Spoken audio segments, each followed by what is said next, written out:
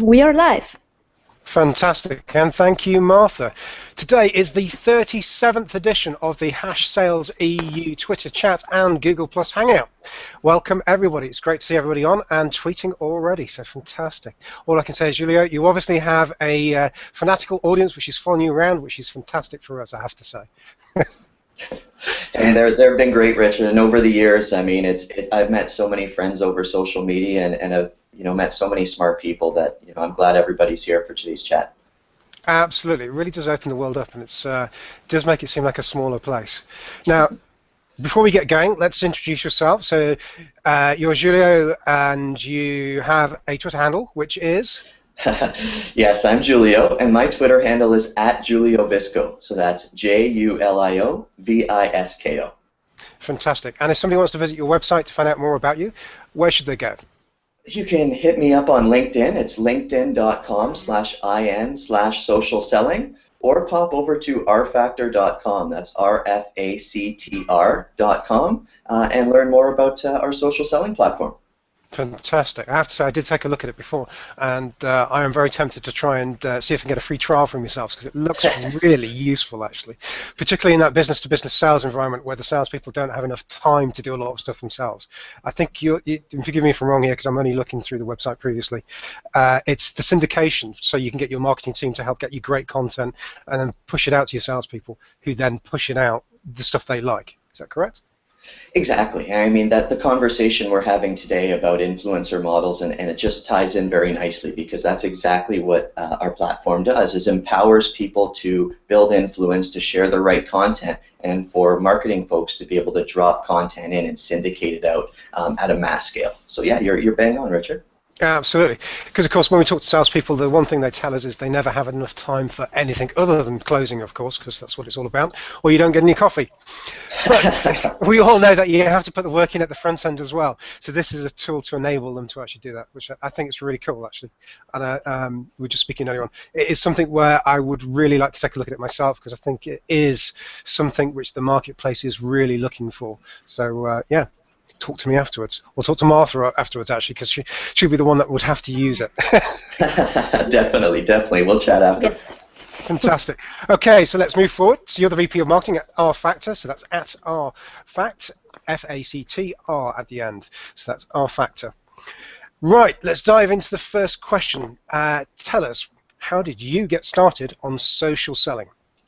Oof. So this goes back a fair ways anyway, but very interesting story. I mean, I went through a transition period in my life about 6 years ago, where I went from training, I was working for Microsoft Canada, and I was training in the field. I was out there teaching on product, how to sell it, and then I started doing things that were a little bit different. Some of my larger presentations, I started to involve Twitter. I started to have people tweet questions at me rather than put their hand up, so that I could address the questions in the flow of the conversation or the flow of the presentation. And after one of these particular presentations, I had someone approach me and say, hey, I mean, the way you're using social media, you seem to like it a lot. There's this little company in Vancouver that you may want to work for. It's called Hootsuite. So I reached out, and at that time it was just about 50 companies. I think it's now close to, 50 employees. I think it's now close to 1,000. But at that time, I remember, taking on the role of sales trainer and working with our team there, and quickly noticing that if you could layer on elements of social media over the existing sales process, things got really interesting. You had more insight about people. You had a 360-degree view of their life, what they were doing on the weekend. You had a number of different things aside from which all that great business information like buying signals and buying triggers. You had a 360-degree view of somebody, and that was sort of my aha moment, where I said social media has to be involved in the sales process. It has to be a part of it. Otherwise, you're missing out. You're playing baseball with no bat. So that was sort of my first foray into social selling, and since then I've never looked back. I've moved on to become a consultant, and then move back from entrepreneurship to the corporate world to join rFactor, because it's just such a platform and tells such a good story that I couldn't say no. Absolutely, yeah. It's I think it's interesting. It's I once went, I went to a dinner party recently, and I met an architect who was turning around to me and saying, "Doesn't get social, doesn't understand it, or why and how it can be applied whatsoever." Um, I did use the phrase, "It's okay, Interesting. I'm used to dealing with dinosaurs." Yeah, As I no, knew for the guy, it sure. was perfectly fine. He understood where I was coming from. But yeah, I think the social aspect is it's one of those great levelers within society where everybody and anybody can leverage it. And in actual fact, it's fantastic because you don't have to be an established player to start making a name for yourself and become an expert in your field, or just to leverage it if you need to for your own educational purposes, which I think it's equally as good at. I think that's it's a critical thing to have, but it's a shame that not all salespeople get it, and they're still stuck in the older style methods, and they don't realise that it layers, as you say, on top of or works alongside what you're already doing. Yeah, I mean that's it. That's the thing, right? I mean, you have email, you have phone, you have those channels that people have been exploiting over time, and what's happened, people don't answer the phone anymore. People no longer look at their email as we speak. I think I've had 50 emails come in, right? I mean, you need to have different methods. There's different ways of reaching the audience. There's a whole new channel, and it's social media. I mean, previously, if you were using the phone, using email, that's great. But what you would have experienced is large dark periods where you're not talking to your prospect, where there's gaps, where you have no idea what's going on. And if you talk to your manager or director and they ask what's going on, you really have no idea. You have no idea if they're talking to competitors, if they're exploring new options. Social removes that dark period out of that process and allows you to really nurture leads from start to finish, or at least have a finger on the pulse to know what's going on. So like I say, I mean, to me, that was the biggest piece that was enjoyable to me, was eliminating the uncertainty that previously existed in sales.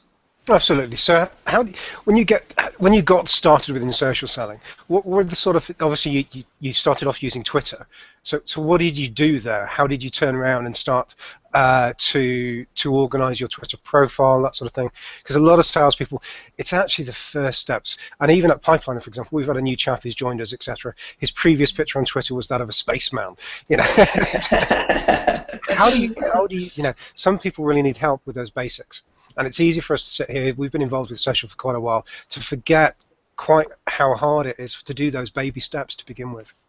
Yeah, no, that's the first part, and you got to get it right, right? I mean, if you're not walking right, you're going to be walking zigzags. So having that good foundation is absolutely key. And I think the first thing is, for me, from a B2B perspective, and depending on who the customer or audience member is for a particular individual, for me, it's Twitter and LinkedIn. Those are my two big networks. And it's always a great exercise as an individual to sit there and map who your audience is. Who are they? So if you're a salesperson, it's going to be your prospects. If you're looking for a job, it's going to be recruiters. If you're just trying to get out there and create a name for yourself, it might be individuals in specific subsets of communities on LinkedIn groups or Twitter hashtags, etc. The first thing to do is, like you say, just get a presence down, and that mean in LinkedIn. I mean, they've made it tremendously easy because they have that little, I guess it's sort of a gamification piece in the upper right that tells you if your profile is 80% built or 50. Use that to make sure that you get to 100. It's really easy. The other things are, I mean, have a look at folks that have really nice profiles, right? You're going to Yeah. find that headlines are built out nicely. They're customer centric. They say what you bring to the table. They don't just say what your role is. A nice first person written summary as far as LinkedIn goes, I think, is key to tell people who you are, what you bring to the table, and just making sure that it's professional and it looks good and represents the way you want to be represented. And I think LinkedIn is a first foundational piece, and then using it to branch off into Twitter and to use it as a mold or a model, and then when you're on Twitter to do the exact same thing. You might want to use the same picture as long as people know that it's you, especially if you have a name that could easily be misconstrued, or there's many people in the world with that name. I recommend trying to make yourself into a semi-brand, right? I want to be able to go to your Twitter, your LinkedIn, perhaps your Google+, perhaps any other network that you may be using, and I need to know it's you, and the story has to be the same across those Absolutely. channels. right? And I think, that's the one thing, Richard, and I'd love to ask your opinion on it too, is, when you go to somebody's profile, then you view them somewhere else and they're representing themselves in a completely different way. As a business partner, that puts me on edge a little bit because I don't know what I'm getting. I don't know if, the proof is in the pudding or what's behind the packaging. Absolutely. I think you can make things easy for people as well. As you've mentioned, having the professional image, I use the same one across the different networks, and that just makes it easy to find me. When somebody's searching, they know they've got the right one, particularly the people in the marketplace. So, for example, in the UK, there's a very famous Richard Young who is a photographer. He photographs all the rich and famous people.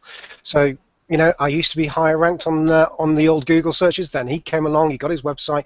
Now he's the number one. But if somebody's looking for me, it's relatively easy because they just see my picture all the time, and then once they get one, it's simple for them to find everything else. And creating the links between all the different ones. So my LinkedIn page has my Twitter account on. My Twitter account has my LinkedIn page, and it cross-pollinates between the two. And then it's these simple things. And to be quite frank, there are a million different guides out there on how to do a nice LinkedIn profile. So it's just not as difficult as you might think. Yeah, no, great statement there, and it's out there. The information's out there, and again, I mean, I'm always available to help too. I'm happy to talk to anybody about their LinkedIn profile, score it with them, and offer some advice. So there's resources out there. So definitely that's not an excuse. Absolutely. Okay, let's move on to question 2. What have been some of the biggest lessons you've learned being involved in social selling since its inception? Yeah, well, I think that's a fantastic question because it's changed a lot, and I think that question that you previously asked me sort of carries over into this because the first thing that I did as a rep on Twitter or as a social seller on Twitter was start to organize this big beast of what we call Twitter. People are all over the map. Your home feed is a mess. How do you make any sense out of it? So I know early days that was my focus. That was how things changed. Early days it was just organizing, figuring out a way to make social selling work. So the first activity I ever did on Twitter was actually created 5 Twitter lists. And if I can remember them, there was prospects, there was customers, there was partners, there was competitors, and there was influencers. Those were my first 5 ever Twitter lists. And what I did is I spent probably a half a day and dragging and dropping and just adding people to those lists. And after the day was done, I had this amazing sort of dashboard that I was looking at with all of my individuals bucketed in the right lists. I had my influencers where I could find content from and share that content out. I had competitors that I was monitoring to see if they were talking to any prospects. And it was a great start.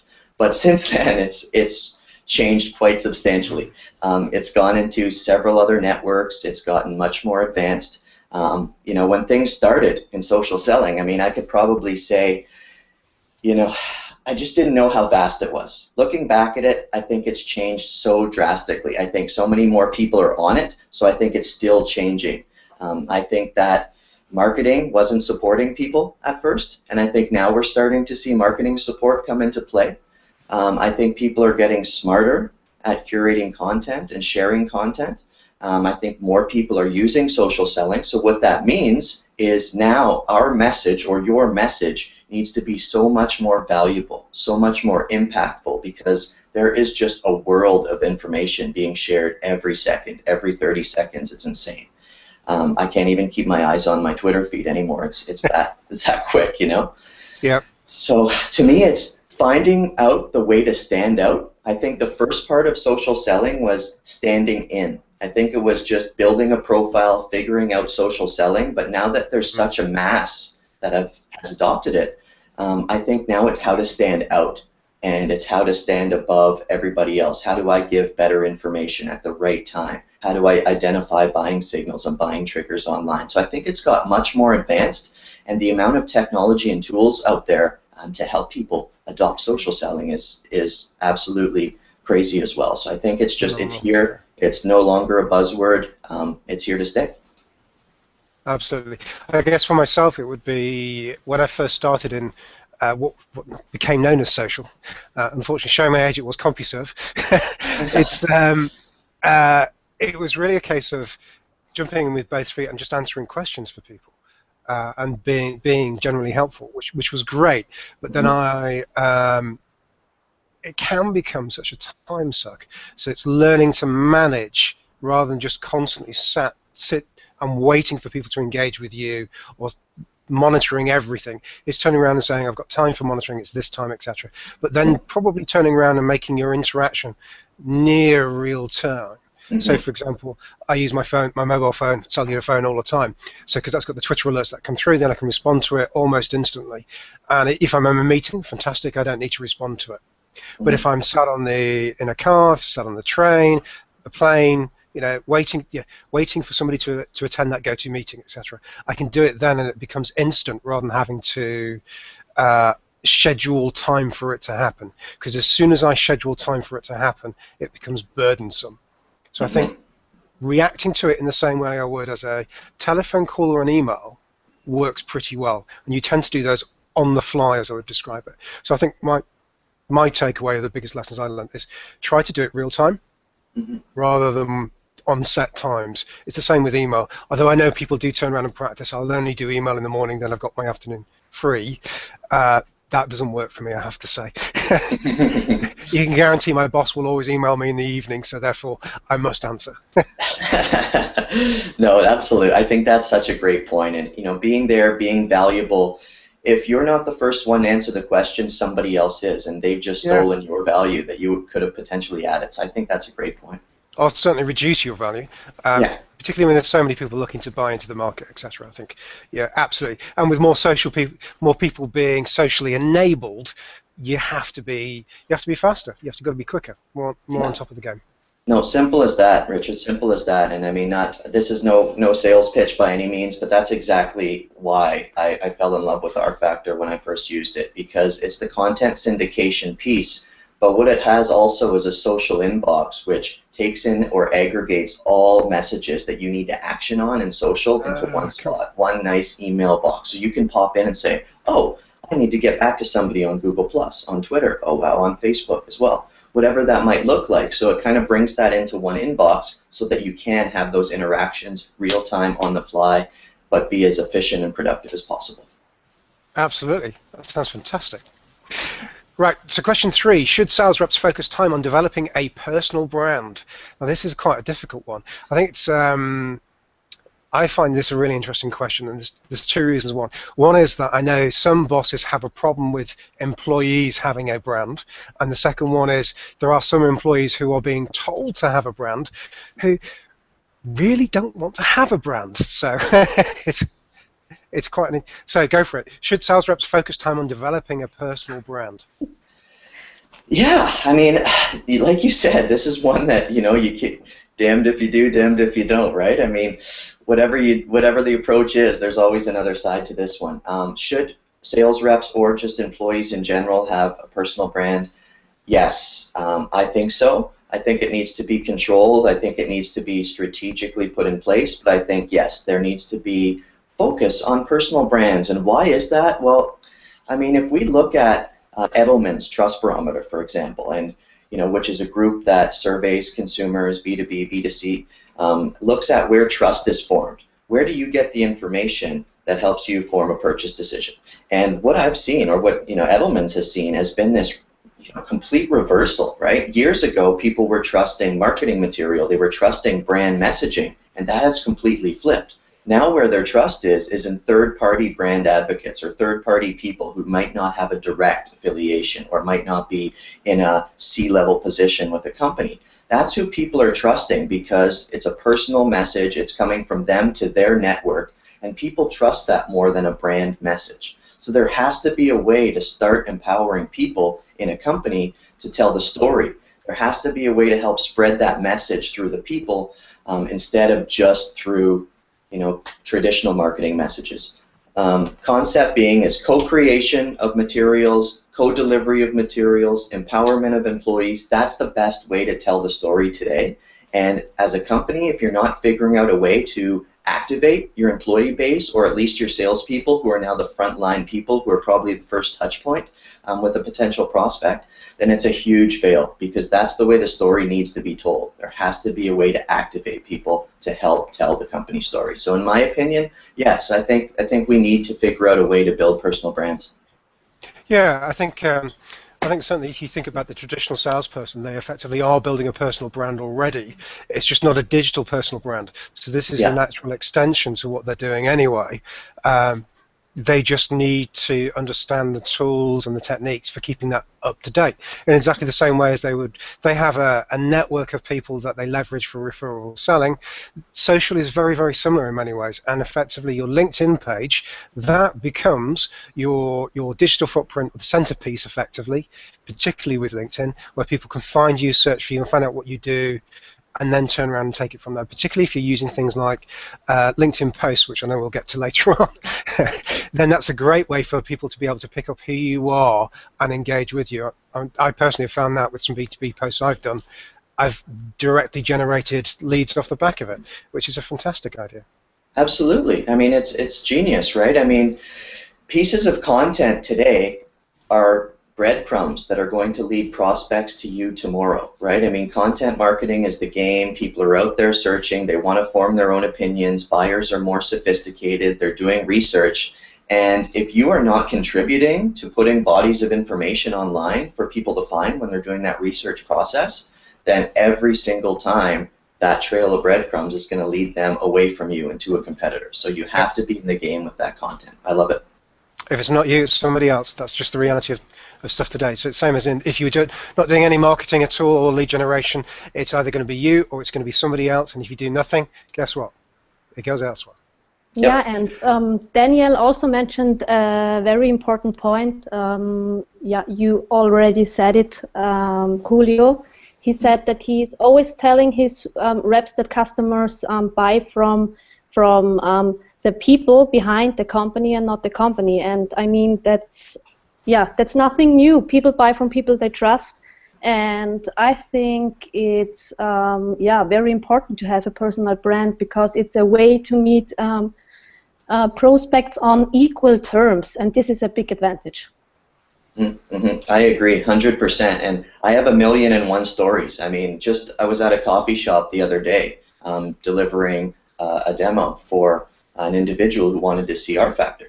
And halfway through the demo, he said, please hold on a second, I'm actually going to call this competitive company of yours and cancel the demo immediately, because what I've gotten today is so much more than I've gotten from 3 conversations with talking to them, right? And that's what you can bring to the table with a personal brand is, you can be an expert in a specific niche, own your vertical or your area of expertise, and you elevate yourself from a standard vendor into a trusted advisor. And if you get to that role, that's when magic happens, and that's when referrals happen. You're just recognized as somebody who's, brings more to the table than a standard sales rep, and I think that's the goal for everybody to reach.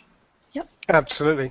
And I think as an individual salesperson, you don't need to necessarily have corporate backing to do that.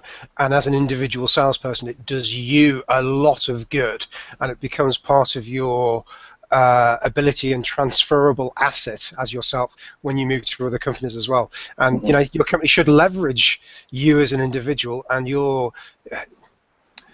trusted status, your brand advocacy, your everything which you've built up moves with you effectively. So they certainly should do. And I don't think you necessarily need too much support from your organization to do it if you don't need it. So that brings us to question 4. Can you become an influencer, or do you need marketing support?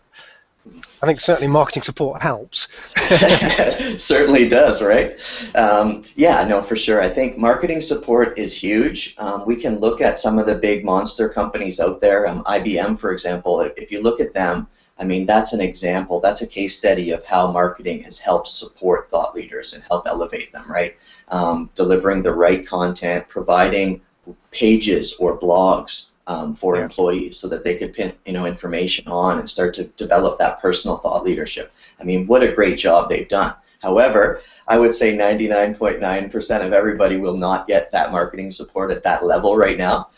So there's other ways of doing that, and I think that's the big piece, is how then can you do that without marketing support? And honestly, it's not that hard. There's ways to do it. If you don't have your own content, then that's okay, because really there's two types of influencers that you can be, right? There's your hub influencer, where you're a hub of information and you're sharing information out all day long and people look to you as a trusted source. And that's generally the piece, or I guess the influencer model that everybody sort of looks at is, okay, I want to be a hub. I want to be able to put information out. When I speak, people listen. But that takes time. And what you can do to help build yourself up, and especially if you don't have the content that you're going to put out and say, hey, I'm a hub influencer, listen to what I'm saying, you can be a bridge influencer. And that's exactly how I started. And how easy it is you identify different communities that you can add value to. So for me, when I first started, there was social selling, there was B2B sales, there was a number of different LinkedIn groups that I was in. Those were the hashtags that I was using. What I did was listen very closely and attentively on one, and as soon as a new piece of information came out that was fresh and valuable, I would take that information and share it over to another community, so that I began to sort of get this reputation of being somebody who was the fastest, or this sort of spoke of information that transferred information from X to Z and got it to other people's eyeballs, or got it on their plate first. So that was my first way of sort of breaking in and being a bridge influencer. So you can do that without having any content at all. You just have to share content from one community to the other first and develop that reputation as somebody who brings value and constantly shares the right information. And over time, you'll find that you elevate, and when you do have more time to write your own content or have marketing support, then that's a perfect time to start shaping into more of a hub influencer. So it's definitely possible. Yeah, absolutely. And I think there's a lot of there's so much great content out there, and we've mentioned tools on here before like Feedly and Buffer App, etc., and Hootsuite, and I guess rfactor.com as well. There's there are many different tools which can help with this process if you want to simply schedule these messages out so it's not constantly quiet, so you can respond to lists and key messaging and keywords, etc., really quickly. I think then you've got the aspect of having to publish blogs or LinkedIn posts, which are effectively microblogs, is easier than you would think, but still takes time. And if you want to start off easily, then you can turn around and look at, for example, some of the top 5, top 10 lists of things, and simply look at your industry and say, this is the top 5 aspects of my industry you should take into account. These are the top 5 tools that I happen to use in my job, because people are always quite interested to find out how other people work. I think it's incredibly useful for myself to find out about new tools like rfactor.com. Until you were about to come on the show, I hadn't personally come across it. Then I'm looking at it and thinking, actually, I've been looking for this for a while. That's it. Tell the story, get the information out there, and it's there to be told. Cool, excellent. We have a question, from Steve to you, Julio. Would you rather have a rep that hits their numbers, or a rep who falls a bit short but on social spreading the brand? That's a really good question. If it's a sales rep, I think they have to hit their number. I think social helps hit numbers, and that's why it's so important. If you're missing your numbers and you're spending too much time on social, what that tells me is that the strategy you're employing is not the right one. I think there's a difference between just going out there and spreading the message on social versus being extremely strategic in your actions and being very deliberate in how you're taking on social. How you're applying it to your sales process, how you're speaking to your customers. I think it's very easy for people who don't have a strategy and a process in place to go on there and spin their tires and waste time. So I think, looking at it situationally, I think it's key that you hit your numbers, and I think social will help hit the numbers. And if they're not, I think it's time to revisit that strategy and see how we can use social better. So I know that doesn't answer the question directly, but I hope that's some insight from me. Yeah, I think as salespeople, ultimately we're paid on the revenue we generate and measured by the revenue we generate. So whatever else we happen to do is in fact secondary to it. And let's not lose sight of the realistic realism here. Sales guys are paid to sell. That's it. Exactly. End of story. Don't sell, you get fired. Yeah. But social should complement their approach to market. Social should turn around and be a longer term lead generation.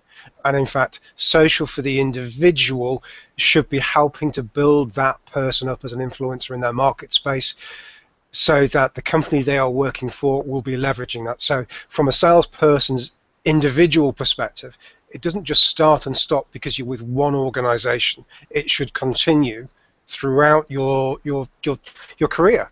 And that's exactly the same as you're thinking about building a network of individuals for referrals within sales. You don't suddenly go to another company and cut off everybody that was with you before and stop doing referral marketing. You continue. It's the same thing. It's exactly the same thing. It's exactly the same thing. And I think, if everyone steps back and sees it that way, and I think that's the biggest issue with social is step back. It's not anything different. It's exactly what we've been doing before when we go to cocktail parties, when we've used the phone or when we used email. It's a different form of communication, and in my opinion, it's a better one. Yeah. I think it depends where your audience is, but yes, absolutely. Okay, let's move on to number 5. What role does content marketing play in thought leadership?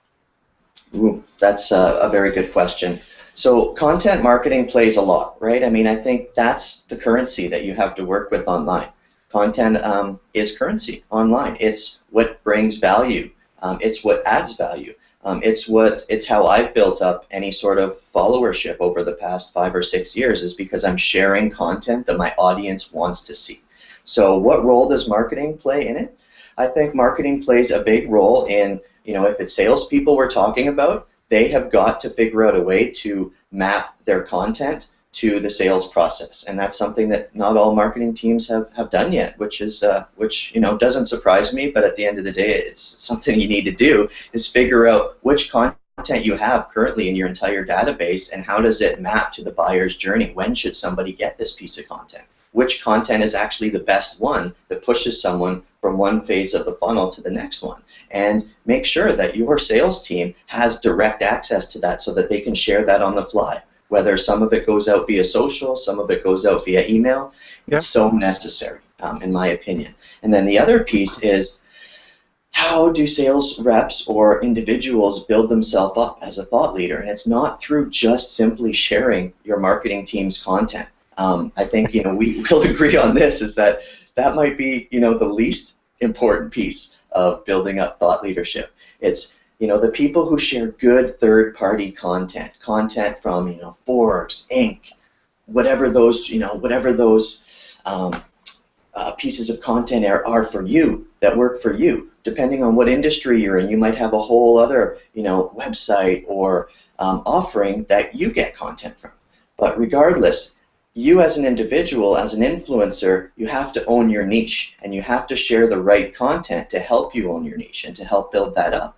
And if there's one thing that I could say as a general rule, is follow a 4-1-1 strategy, where every 6 pieces of content that you publish, really make sure that at least 4 of those 6 are third-party pieces of content that have nothing to do with your company, but are just valuable insight around your industry that your prospects and customers would love to read.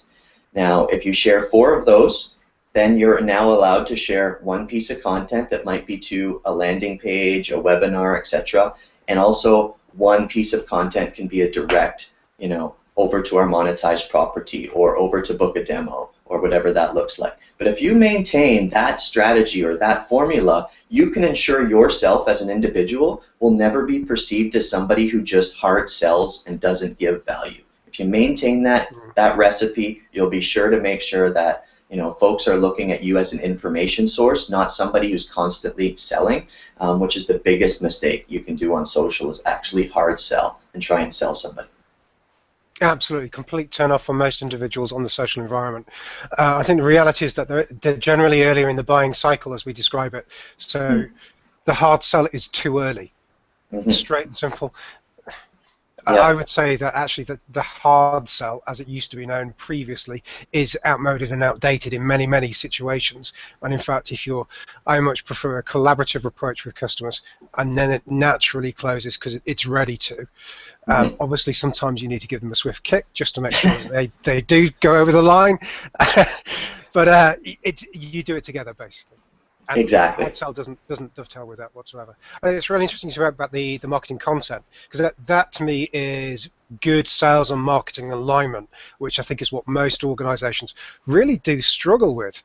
But if you look at the ones which are getting it right, there's Math Marketing, which is at Math Marketing in Australia, did a study with Marketo, and they showed that those with very strong sales and marketing alignment had a 209% increase in revenue as a net result of sales and marketing alignment. Some fabulous stats on the paper, the research they did.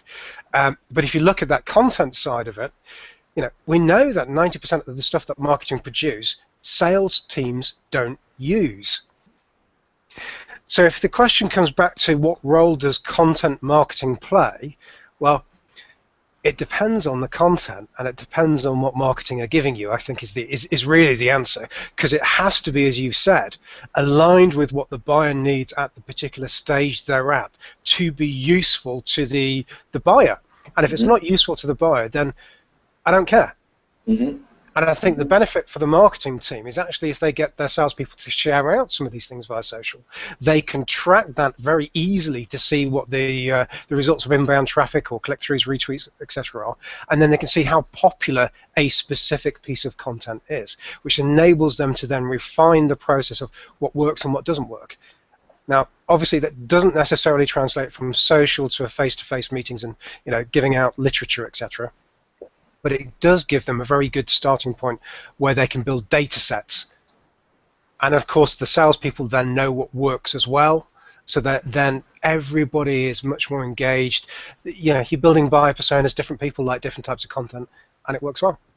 Yeah, no, I think you're bang on, and then it's then looking at data even further and further and figuring out what pieces of content historically have been shared at this part of the buying cycle and been successful and moved people to the next phase versus the next. And I mean, geez, there's just so much data that you can pull in and look at that. And I think predictive content sharing is sort of the next piece that's starting to bubble up. Is which content do we have that historically or predictively can push somebody to the next piece of the cycle? And I think marketing is going to be absolutely instrumental there, as well as now figuring out a way to curate third-party content. Nobody's ever really wanted to share third-party content before as a marketer, but now they actually have to empower it. They have to curate the right content and actually figure out a way to get third-party content into the hands of their sales reps so that they can develop thought leadership.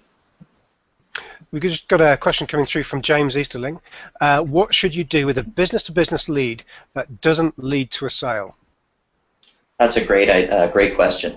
So a B2B lead who doesn't lead to a sale, there's a couple things that I would love, being they have got to be nurtured, right? Although they might not be ready to buy now, they might be ready to buy soon. And I think there's a great stat by Serious Decisions that they put out, and I can't recall the exact number, but it's quite high. It's something to do with 80% of people in a B2B setting who aren't ready to buy today will be ready to buy sometime in the next 12 to 18 months, which is insane. So that means that if you are talking to somebody and you're just throwing them away and letting them walk away, they're going to buy from somebody else. But if you see that happening and actually put them into a nurture and take care of them, then that's when you're going to see the fruits and benefits of that. So what I've seen work in the past, and I've seen that happen a million times, is we need to put them somewhere where we can nurture them along. So one of the things that we do at our Factor is work with organizations in taking their view within Salesforce or their CRM system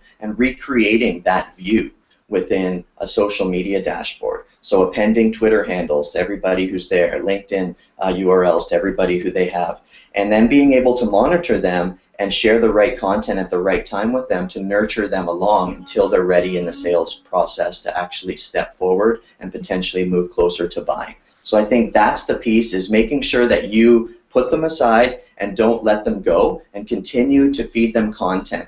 continue to drip that content out, because repeated exposure over time to good content is going to cause action. And I think that would be my advice. What do you think, Richard? I think it's exactly this. Yeah, I think the concept is known as the leaky funnel. Throughout your sales cycle, you're going to get people who leak from your funnel effectively. So what you need to do is you need to, let's face it. So if you paid for this lead, you've gone to a trade show, that lead's coming to you. That's fairly expensive. If you've done pay-per-click, you're paying thousands of dollars effectively, or hundreds of dollars for each lead to come into your organization. Your salesperson then calls them, qualifies the data, it becomes good quality data. They turn around and say, I'm not going to buy, and you drop them. So this is good quality data. You've paid for this. Why wouldn't you use it? Put it into a nurturing track so that they can turn around and engage with them, even if you've lost it and they've gone to a competitor. So they go to one of our competitors, most of them are on annual contracts. So you know what, in 9 months' time, you start, hi, did it work out quite as you expected? Have they put the price back up on you? All those good things, you can start that nurturing track, because this is good quality data. Don't lose it just because they switched off for now. Mm-hmm. I think that's the key difference. If you've got so many leads coming in that it doesn't matter, whatever. Most organizations are not in that position, in which case it's easy. Put it into a nurturing track, keep on top of them, re-engage with the sales team when they're ready to re-engage with the sales team. But in the meantime, pass it back to marketing, let them engage with them on a drip campaign. Yep, no, you got it. And I guess the last piece I'll add on to that, and that was a great response, is for me, I want to do such a good job at being a value add to that person that even if they're not ready to buy, I know that they know other buyers. I know that they have colleagues, and I want to be the person that they recommend or be on the tips of their tongue when they're having a conversation with one of their colleagues who is in the same position at another company who says, I'm considering social selling, wonder what tools are available. I need to be that person who gets mentioned. And I think making sure that you have that on your mind as well, because it's social. People talk, people have colleagues, and, everybody's important. Absolutely. Question coming in here from the selling agency. Do you think the new rep social sales success is divergent from traditional sales personality? Brackets Lone Ranger, question mark. So question being, are there new skills and techniques and differences in today's new modern salesperson than there was traditionally? Is that the question? Yep. Absolutely. If somebody said, what do you think is one of the key criteria in hiring a salesperson today? I still would look at some of those major ones that I would look at previously, such as experience in the industry, coachability, all those fun things. But what I think is a huge new piece of things is the ability to market. I think that what makes an ultimate salesperson now is somebody who has a little bit of marketing background. I think that was what made me a natural fit into the social selling world, was bringing a marketing background into the sales industry and figuring out how to mesh those and align those. And for me, that was an easy step. So I think that it's going to be a lot easier if people are a little bit more, we have millennials coming up now, digital natives. I think that's all going to help. And I think the more exposure people have to marketing only can help as a salesperson as well. Yeah, there's definitely a cross-pollination of the role effectively. I think the term is smarketing now, isn't it? Right. The salespeople need to be more marketing orientated, and marketing people need to be a little bit more sales orientated as well. Exactly. I think it's incredibly interesting that you still have these two very distinct silos when more and more the roles are essentially merging into very, very closely coordinated teams. And if you don't have that close coordination, the sales and marketing alignment, that's where you really begin to struggle. Yep. No, you got it. And I think it was about a year ago I coined a term called sell-arketing. And I think why I did that was because there was just no relationship between a sales and marketing departments that I had seen that was where I wanted it to be or where I thought it should be at. And I think there needs to be, whether it's marketing or sell-arketing or whatever that is, there needs to be a term that represents a new relationship between sales and marketing. Because honestly, looking back historically, there's never been a more important time than now for that alignment to happen. And I think people need to really make sure that that's something that's a priority this year. Yeah. Mark is also asking a question: how best can marketing and sales work to understand the buyer journey and therefore best way to next step them?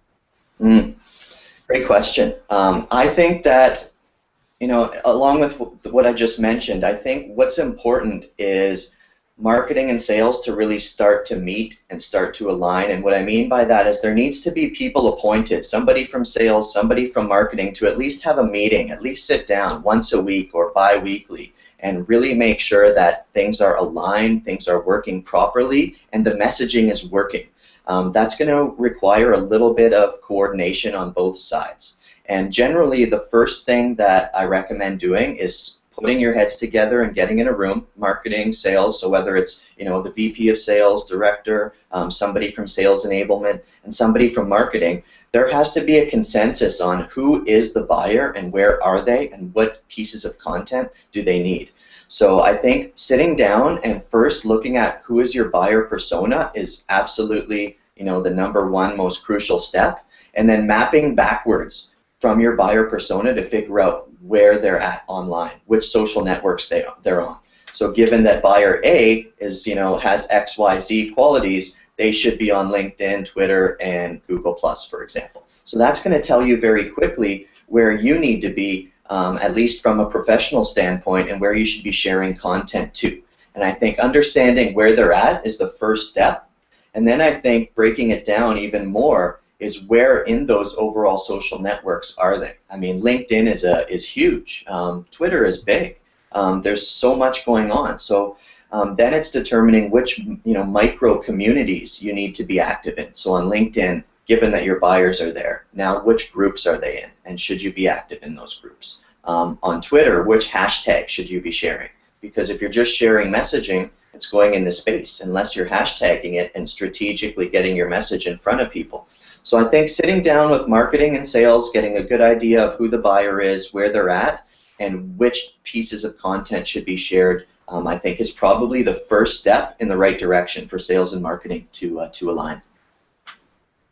Fantastic. Right, question 6. Where does this content come from, since marketing creates company and demand generation content? Yeah, I mean, historically, marketing has focused on creating company content, telling tell our story. That seems to be the way that it's previously gone. But now, where are we finding content to share if marketing is only putting out demand gen content, which they are? Now it's up to folks to go out and curate your own content if marketing is not going to be there. And to be able to curate your own content, that is going to require you to have some tools or at least a little bit of time. And I think, for most of us, we have already developed 3, 4, 5 blogs that we visit regularly. For me, I'm going to Forbes daily, I'm going to Mashable, I'm going to Inc.com. And for me, those are not only areas where I love to go and to read about, but they're also areas where my particular audience is seeking information. So I'm going there each and every day. I'm having a look at which content is there, and I have mechanisms like a buffer app where I can easily share that content with one click, and it just kind of schedules itself to go out. That's one thing and one trick I'm using. But the other thing is, I mean, Twitter is the fastest moving source of information and news in the history of time. I mean, you can get so much info there. So for me, what I've done is I've curated set lists of people. I call it my PLN, or my personal learning network. People that I look to for information or insights that just do such a great job at providing, cutting edge leading information. And I follow them and I see what they're sharing, and I reshare and I retweet. And then I have some other hashtags. I'm following hashtag social selling, for example, on Twitter. And when that comes out and I see great content from, Pipeliner or yourself, Richard, or whoever else is in that community, I'm there and I'm going to take it and I'm going to share it to other communities. So that's my way of figuring out, how can I curate content in the most efficient and effective way for myself. And I think it's hashtags on Twitter. I think it's making lists of people that you love from a content perspective. And then I think it's finding a few sites that you really look to and respect as a trusted source, like a Forbes or an Inc. And I guess the last thing I'll mention on that, the last caveat, is you really got to be careful when you're sharing content that it's not putting your competitors in good light, that it is on point with your messaging. And I think that's the biggest piece where you see marketing have an issue with sales going and curating their own content because they're not reading it and sometimes putting out content that might not be in alignment strategically with the organization, or might just not mention the company in a good light or talk about their competitors. So I think making sure that you're doing that due diligence is key, and it may not always happen. And those are the small road bumps that may occur where marketing says, hey, what's going on? Why was that piece of content shared? And then the conversation then goes to, well, you're not providing us with any third-party thought leadership content. So I went out and actually read it myself. So you see that sort of situation bubble up, and then ultimately, hopefully, marketing gets on board and says, okay, well, we have to own this, and we have to, you know, be the curators and the deliverers of this content to our organization. Yeah, you see, I think salespeople need to take responsibility for themselves to some extent. You know, they need to turn around and just, you know, as you say, you've got some favorite websites, whether it's Forbes or whatever it happens to be. You can turn around and bookmark those. That's the easy thing. You don't need a tool. You don't need to pay for anything, and you just go on a daily basis, look at them, and go, oh, that's good. I'll retweet that. I'll put it on LinkedIn as a post. That is so simple to do. It costs nothing to do that, and you don't need anybody else. You can build that yourself without involving anybody else and up your personal digital profile just by doing this for what, 10 minutes a day. That's I think it. You're absolutely correct. Make sure the content, you read the content you're posting first, so it doesn't turn around and have your competitor's name at the bottom or something like that, because that is just too easy to do, so you have to be a bit more careful. Definitely. We have a question from James. Which groups would you recommend checking out on LinkedIn for marketers, social sellers, and B2B, B2C sellers? Oh, a great question. I think, you know, there's a number of groups that are bubbling up right now. My all-time favorite group that I've been a part of for social sellers is actually Social Selling University. That was actually the first link that I had ever come across as a individual moving into social selling, when I didn't even think there was a term for social selling. I came across Social Selling University. They've since created a good LinkedIn group that's fabulous. There's a lot of folks that are on there. There's great conversations. I think that would be a good place to go and start from a social selling perspective. You know what? Go into LinkedIn, do a quick group search, write in social selling. There's great marketing groups as well. I know some of them are absolutely giant too. So it's a great networking opportunity. So not only from a content sharing, but networking ops. So what I would recommend is head over to LinkedIn, do a group search for your area of expertise. If it's social selling, write that in. You're going to get a return of about 50 different groups. And I would just have a look at them and see which ones have the most members. And that's generally how I sort of gauge the communities that I'm going to join, and I'll have a look at them and just see how often is the conversation happening, is the information valuable, and pick the right group for you. So I think that's a really good start, and I would start with Social Selling University and have a look at some of the other ones. Yeah, for myself, I would say there are a lot of different groups. Pick the one that's good for you. Make sure it's just not full of people automatically posting blog posts. So there's actually some engagement there. Exactly. And conversation. Because if all it is posts, then basically it's just full of, not quite spam. I'm sure it's valuable, but as close as you can be. Yeah, it's the engagement when you're talking to other people. That's the point. That's the idea. That's how you're going to learn. The blog posts that you're going to read from other people are fantastic, but there's no substitution for that interaction between two people. Yeah, you got it. Let's move on to number 7 because we're running out of time. What would be the next steps or action plan for sales reps to develop thought leadership? Ooh, I think that's a great question. I think a great way to sort of spin things off towards the end. And what are next steps? I think we were just sort of talking about them. I think that's, for me, it's first, get yourself a profile that you're happy with. Make sure that your LinkedIn really represents who you want to be and who you want to be thought as. So my biggest, my first exercise I always do is put yourself in a fishbowl and imagine the rest of the world is looking at you, customers, competitors, prospects, parents, friends, whoever that might be. What comes to mind? What do you want them to see? And that's the way that I build out my LinkedIn profile from a personal and professional perspective. So I have that, and I think that's the first building block, is building LinkedIn, building Twitter as a B2B, wherever your audience is, be on those networks, and there's best practices to setting up those profiles.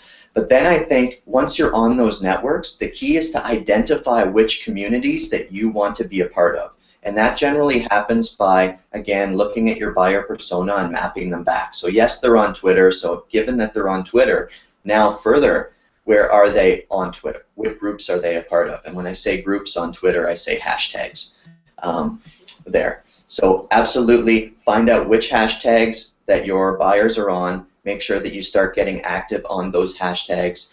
And you can also start to look at which groups on LinkedIn that you need to be a part of. Start getting active. Start having an engagement strategy there, right? Whether that's answer one post a day on your LinkedIn group or get in one conversation on your Twitter hashtags, and start to insert yourself into those communities and start to build yourself up. And if you do it properly, if you identify who are the key influencers in those communities and you build relationships with them strategically, it's going to elevate you in those communities, right? Look for somebody like Richard or somebody like myself on social selling and start to engage. And then what that's going to do is, I mean, everybody on social to me have been great people. They've engaged back, and that's helped build the persona that I wanted to help build or build for myself. So I think those are my pieces of advice. Find out what communities to be active on within the social networks and start engaging and sharing valuable content and getting in the conversation. And that's just a great start.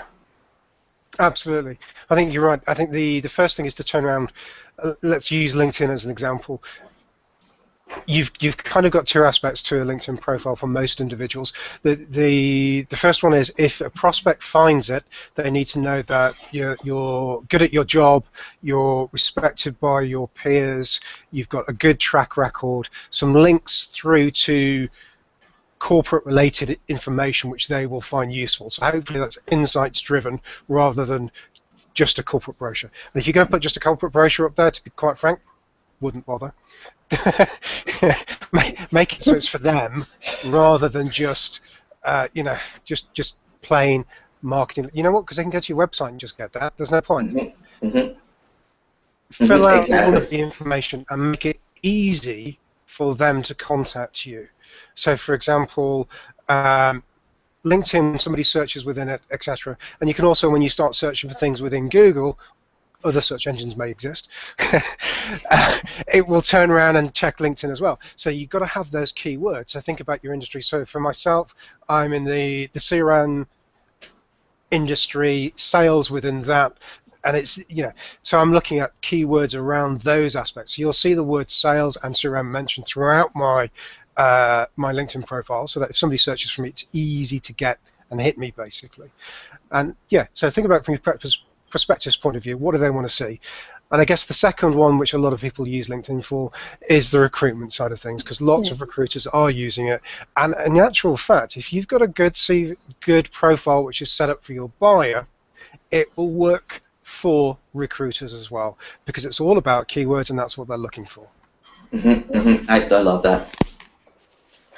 We have one more question, so I think we can handle that. Not all sales organizations are good at content marketing. Any tips on where to start? Yeah, I think that's when curation can come into play very nicely. I think if you can't create content or just don't have the ability or the machine working behind you, then there's millions and billions of pieces of content that are created daily.